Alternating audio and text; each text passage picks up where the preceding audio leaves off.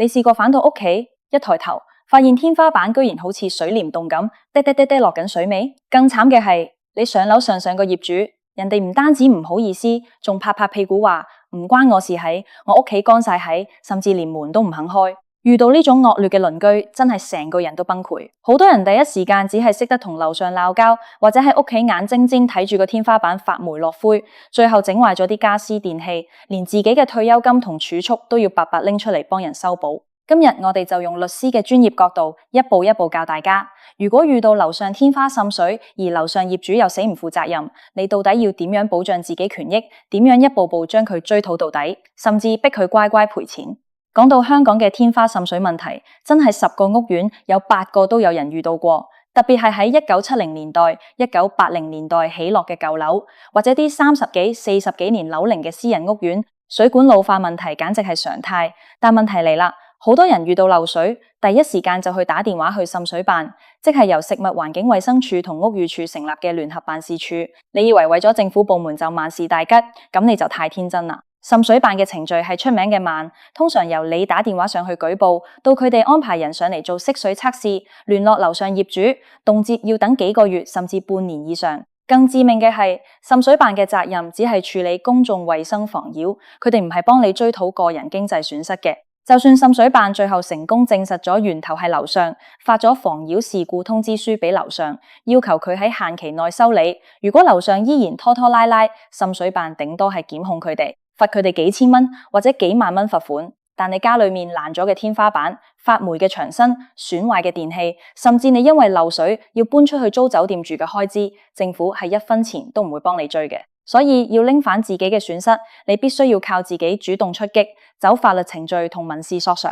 咁樣，當你發現屋企天花板開始濕有水痕，第一步到底要點做？千祈唔好即刻衝上樓上同人鬧交，亦都唔好即刻敲裝修工人上嚟大修。第一件最重要嘅事係保留證據。你一發現漏水，即刻拎起手機拍片、影相，上記錄低日期時間。影嘅時候唔單止要影近鏡，仲要影埋整體環境。記錄個水痕係點樣擴散嘅，有冇滴水，滴水嘅頻率係幾多，甚至可以用個量杯去量度一下每小時漏幾多水。如果你有任何家私、名牌、皮包、電子產品被水滴壞咗，千萬唔好即刻掉咗佢，影落嚟，留返收據同買入記錄。因為喺法律上，邊個提出訴訟，邊個就要負舉證責任。如果日後要上法庭，呢啲相片、影片就係你最有力嘅第一手證據。做完第一步嘅記錄之後，第二步就係聯絡管理處。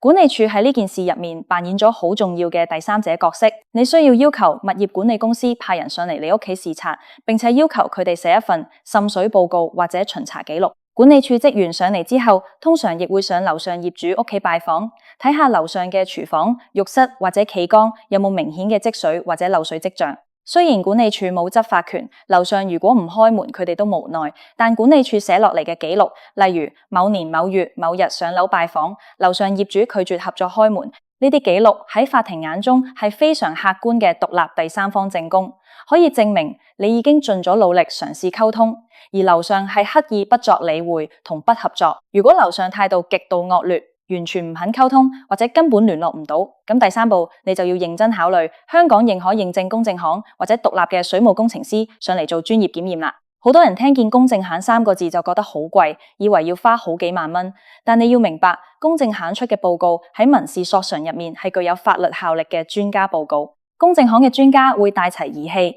例如高清紅外線熱像儀、濕度天線、微波濕度計，甚至做色素測試同色水壓測試。佢哋唔單止會幫你測出天花板嘅含水量係幾十%甚至100%，仲可以透過紅外線圖譜精準咁指出水流嘅軌跡係由樓上邊一個位置，例如係樓上嘅主人房、浴室企缸、洗手盆地漏，定係地台暗渠滲落嚟。呢份專家報告會詳細列出滲水嘅成因、源頭、破壞程度，仲會附帶一份維修估價同復修費用評估。呢份報告就係你日後向樓上業主追討賠償嘅核武器。攞到公證行報告或者足夠證據之後，第4步就係法律行動嘅開始，發出律師信。呢個時候你需要律師向樓上業主發出一封正式嘅律師警告信。律師信嘅作用唔單止係嚇唬對方，喺法律程序上佢係一個極度重要嘅最後通牒。律師信入面會清晰咁列出幾點：第一，根據公證行報告，滲水源頭係嚟自樓上單位。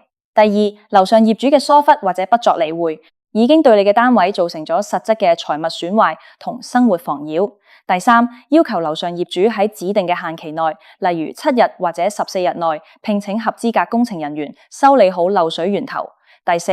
要求對方賠償你至今為止嘅所有損失，包括公證行檢驗費、天花修補工程費、財物損失費以及相關嘅律師費用。如果對方喺限期內依然置之不理，呢封律師信就會成為你日後向法庭申請訴訟費用嘅重要依據，證明你喺訴訟前已經給予對方合理嘅解決機會，係對方無理拒絕。法庭往往會因此判對方支付更昂貴嘅法庭訟費。好多樓上業主收到律師信之後，態度就會有翻天覆地嘅改變，因為佢哋意識到你係玩真嘅，唔係口頭鬧下交咁簡單。但係如果遇到一啲頑劣至極，以為自己可以賴皮到底嘅業主，收到律師信都依然唔理，咁下一步又可以點做呢？呢個時候你就需要正式向法庭提出民事索償訴訟啦。喺香港，民事索償嘅途徑主要視乎你追討嘅金額大小。如果你追討嘅總金額係港幣75000元或以下，你可以去小額錢債審裁處提出索償。小額錢債審裁處嘅好處係程序相對簡單，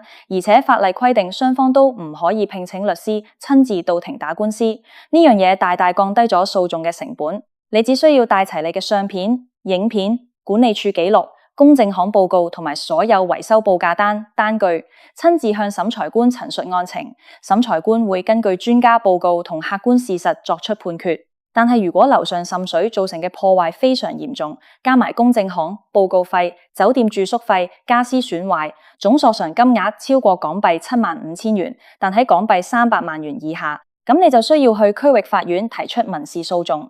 喺區域法院打官司，你就需要正式聘請律師同大律師代為出庭。雖然區域法院嘅 legal cost， 即係律師費會比較高，但只要你嘅專家報告證據確鑿，勝訴率係非常高嘅。勝訴之後，法庭通常會命令敗訴嘅樓上業主承擔你大部分嘅法律訴訟費用。講到呢度，好多人會有一個好大嘅疑問，就算法庭判我勝訴，判樓上要賠我10幾萬、20萬，如果樓上業主依然死蛇爛鱔，堅持話自己冇錢，或者乾脆唔肯開支票賠錢，咁我判決書喺手，豈唔係變咗一張廢紙？呢個時候就要講到香港法律制度入面一個非常厲害嘅追討工具——釘契，亦即係申請押記令。當法庭判咗你勝訴，頒布咗賠償令之後，如果樓上業主喺限期內拒絕支付判決款項，你嘅律師就可以拿住法庭嘅勝訴判決書，向高法院或者區域法院申請押記令。呢個押記令可以直接登記喺土地註冊處，即係俗稱嘅土地註冊處註冊，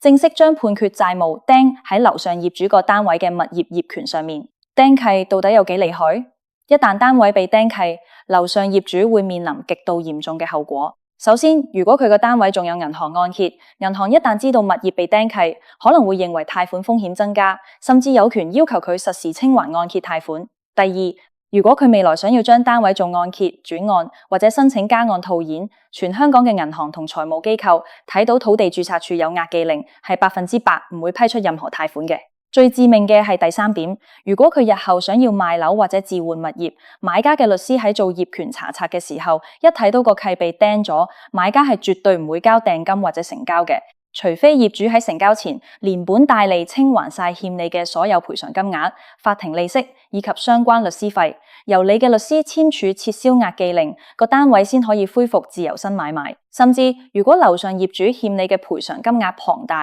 而佢又遲遲唔肯還，你作為債權人仲可以進一步向法庭申請售樓令。法庭有權強制將樓上業主個單位拍賣，拍賣得嚟嘅款項會直接用嚟清還佢欠你嘅賠償金、利息同所有訴訟法庭費用。所以樓上業主以為耍賴就可以唔賠錢。喺香港嘅物業法同民事訴訟程序面前，除非佢打算一輩子唔賣樓、唔轉按、唔同銀行打交道，否則佢最終付出嘅代價絕對會比當初幾萬蚊嘅維修費高出幾倍甚至10倍。不過雖然法律制度好完善，但係作為一個聰明嘅業主或者租客，喺處理滲水問題嘅過程中，仲有好多實務細節同埋法律陷阱係大家必須要避開嘅。第一個常見嘅陷阱就係擅自停交管理費。好多受害業主覺得屋企天花板漏水漏成咁，管理處又幫唔到手，樓上又唔理，一時氣憤之下就決定停交幾個月甚至幾年嘅管理費嚟表示抗議。呢個做法係極度錯誤同埋危險嘅，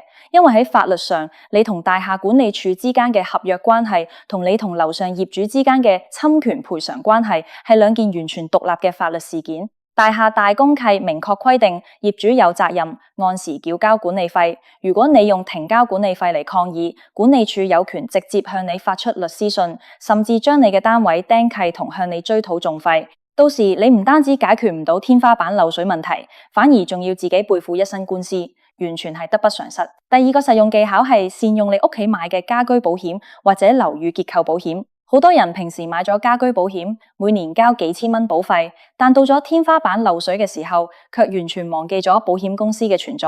當你發現屋企天花滲水，造成室內裝修、家私或者電器損壞嘅時候，你應該喺第一時間通知你嘅家居保險公司報案。保險公司通常會派佢哋嘅公證行人員上門評估損失。喺好多情況下，如果你嘅保險條款涵蓋咗水浸或者水管爆裂造成嘅財物損失，保險公司可能會先向你賠償部分或者全部嘅修復費用。之後，保險公司會憑借代位求償權，代表你直接向樓上業主或者責任方去打官司追討。咁樣一嚟，你唔單止可以快啲拿到賠償金去維修屋企，仲可以將跟樓上打官司嘅煩惱直接交俾保險公司嘅專業法律團隊去跟進。另外，亦有人會問，如果滲水嘅源頭唔係樓上單位內部嘅私家水管，而係大廈嘅公用喉管，例如係大廈外牆嘅雨水渠、大廈公共主供水管，咁又應該向邊個追討呢？呢個問題問得非常好。如果公證行或者測試結果顯示滲水源頭係嚟自大廈嘅公共部分，咁你嘅追討對象就唔係樓上業主，而係大廈業主立案法團或者物業管理公司。根據香港嘅大廈公契同建築物管理條例，法團同管理公司有法律責任去維修同保養大廈嘅公共部分。如果佢哋因為拖延、維修或者保養不善，導致公共水管爆裂或者滲水，損壞咗你嘅私人單位，法團係需要負上民事賠償責任嘅。你可以同樣透過出律師信同民事訴訟，要求法團動用大廈嘅維修基金或者公眾責任保險嚟向你作出賠償。對於好多正喺度規劃退休或者已經過緊退休生活嘅朋友嚟講，屋企嘅物業往往係自己一生中最大嘅資產，亦係安享晚年嘅重要保障。一個舒適、乾爽、安全嘅居住環境，直接影響到老人家嘅身體健康同心理情緒。天花板長期滲水，唔單止會滋生霉菌，引發呼吸道疾病或者過敏，仲有機會破壞屋企嘅電線暗渠，引致漏電甚至火災危險，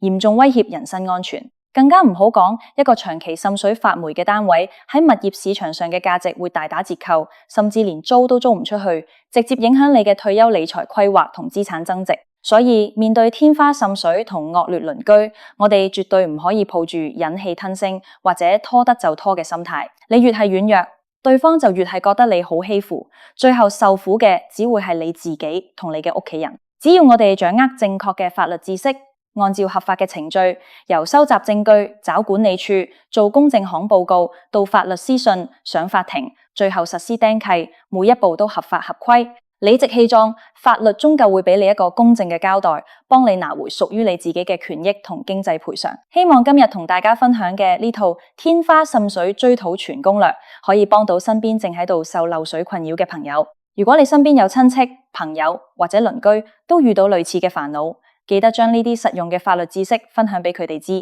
保護自己嘅屋企，保障自己嘅財產同退休權益，從了解自己嘅法律權利開始。